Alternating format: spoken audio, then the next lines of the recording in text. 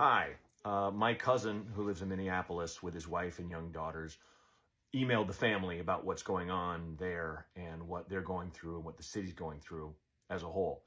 And so I thought I would print it out and read it to you just to give everybody some context from someone who lives there. It's a little long, so stick it out if you can, but I think it's important to contextualize everything. Hey friends, I haven't written in a long time. It's been more than 15 years since I wrote anything more than a couple of paragraphs outside of a KPI, project proposal, or something business related. I have 3 children, ages 2, 4, and 6 years old. They are wild, rambunctious, fun, and as needy as any kids that age can be. I have a wife, I have a dog, I have friends, hobbies, and so much more. I'm telling you all this to emphasize a point. Despite how busy I am, I think it's important enough for me to carve out the time to write this letter to explain to you the situation in the Twin Cities. I won't go into details, as I'm confident most of you are already aware. The federal government has killed 2 U.S. citizens in my city in the last few weeks, and they have detained without due process thousands more, not because they are violent criminals, but because they aren't white. They have sent thousands of federal agents, the largest ICE campaign in any metro area in U.S. history, not to mitigate an immigration crisis, but rather to control, intimidate, and spread fear in Minneapolis, St. Paul. I'm here to let you know that they have been successful in achieving many of their goals. We are terrified.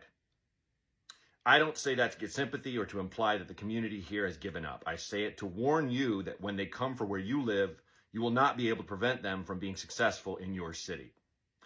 Life here is very different than it was a month ago.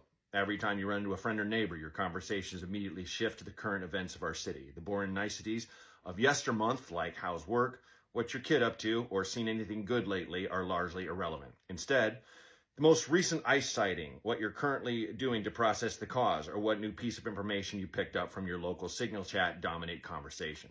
Instead of making plans for a guy's night out, I'm texting strangers to volunteer to do grocery shop or to connect them to a journalist contact my good friend gave me. I've sat in my living room rapidly texting my neighbors while my kids struggle to get their winter coats on, making us late for swim class or the cooking class themed birthday party. I monitor our neighbors' rapid response chat to make sure to be on the ready for any ICE abductions to observe.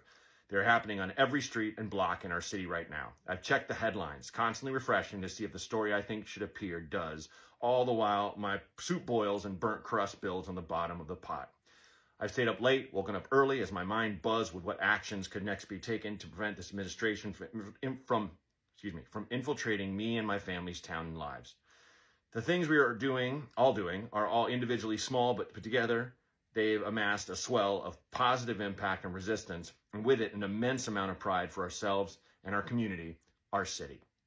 5 years ago, another major event happened in MSP.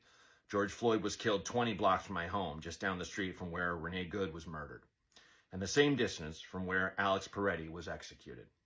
When that killing happened and the protest began, it was the people versus government at large. People cried in the street to, quote, defund the police, unquote. Perimeters were set up around where he was shot and a no government zone was claimed, with cardboard stop signs being thrown up at intersections and streets being closed with no city authorization. This was a Minnesota problem. Hell, it was a Minneapolis problem. It was perpetuated by a lifetime cop from our city, and our officials and community members were driven to take the appropriate steps to right the wrong. Although it became a national movement that propelled BLM forward, it was, for us, a local conflict. The current situation is completely different. The Trump administration is attempting to control us, and this fails the United States, not only in terms of state independence, it fails it in terms of differing opinions, of allowing semantics, of alternate thoughts prevailing over the same situation, of friendly arguments, of differing opinions, of anything sacred to the ruling thought in this country. Freedom of expression in all its forms.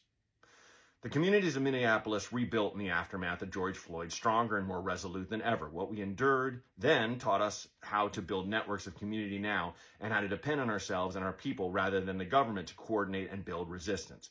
It taught us to be hesitant about the media because it isn't always on your side in their effort to portray what they deem a, quote, fair, unquote, story. For the first time ever, real police reform was a success, and the Minneapolis DA's office became the first DA of a major city to try and convict a cop of killing a person of color. I can't comprehend how we are here again.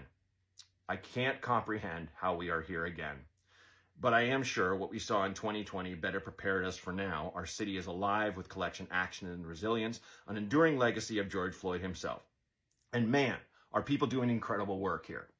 The thing that the media doesn't get is how hard this community is working to resist ICE on all levels. On Signal, an encrypted messaging app, vetted neighbors under pseudonyms are constantly organizing GoFundMes for rent assistance, exchanging and forming huddles for legal and medical needs assistance, connecting at-risk families with food donations, and generally supporting each other. Every few blocks, some church or business is doing its part to assist not only undocumented immigrants, but people of color who are too afraid to leave their homes. Because right now, thanks to ICE, in our state, you can be pulled over and detained just because you aren't white. And that makes a lot of people scared. But the people supporting the community now, or attending protests, or observing ICE abductions with whistles and their phones are just ordinary citizens, neighbors like you and me. We may or may not have attended the BLM protests or the No Kings rally. Some, like me, were busy with ordinary life. But ordinary life is gone now, and no one is sitting on the sidelines. We are people who have heard the whistles and have come out their front doors onto the front lines of whatever this is now.